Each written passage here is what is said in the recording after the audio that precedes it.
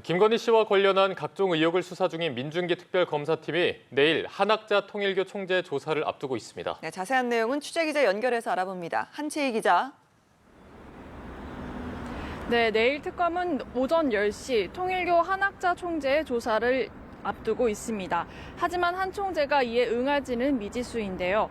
특검이 한 총재에게 소환을 통보한 건 이번이 세 번째로 한 총재는 지난 8일과 11일 출석 요구에는 건강상 이유를 들어 불출석 사유서를 제출하고 나오지 않았습니다. 한 총재는 최근 심장 시술을 받고 재단 소유의 병원에서 회복 중으로 후유증을 호소하며 안정이 필요하다는 입장입니다.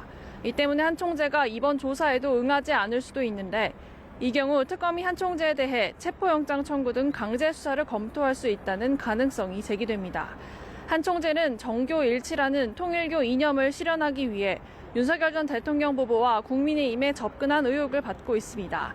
특검은 통일교 전직 간부였던 윤영호 전 세계본부장이 한 총재의 승인을 받고 건진법사 전성배 씨를 통해 김건희 씨에게 청탁을 전달한 것으로 의심하고 있습니다. 네, 이외에도 이번 주에는 김건희 특검이 수사 중인 핵심 인물들의 영장 심사도 예정돼 있습니다. 이 내용도 함께 전해주시죠. 네, 그렇습니다. 특검은 이번 주 통일교 청탁 의혹과 매건 매직 의혹의 핵심 인물들의 영장실질 심사를 앞두고 있는데요. 가장 먼저 내일 건진법사 전성배 씨에게 국민의힘 공천을 청탁한 혐의를 받는 박창욱 경북도 의원과 당시 브로커 역할을 했던 사업가 김모 씨가 심사를 받습니다. 박 도 의원은 지난 2022년 6월 지방선거 공천을 받기 위해 전 씨에게 1억 원을 받은 정치자금법 위반 혐의를 받습니다. 그 다음 날인 16일에는 권성동 국민의힘 의원이 심사를 받습니다. 권 의원은 지난 2022년부터 통일교 측으로부터 1억 원대의 불법 정치자금을 받은 혐의를 받는데요. 통일교는 국민의힘 당대표로 권 의원을 지원하기 위해 교인들을 입당시켰다는 의혹도 받는데 특검은 권 의원의 개입 여부 역시 수사 중입니다. 오는 17일에는 김건희 씨에게 고가의 그림을 건네 청탁을 한 혐의를 받는 김상민 전 검사의 심사가 예정돼 있습니다.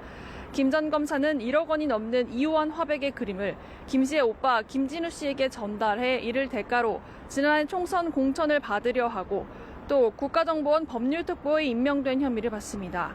권 의원과 김 전 검사 모두 혐의를 부인하고 있지만 특검은 이들에 대한 한 차례 조사 만에 곧바로 구속영장을 청구했습니다.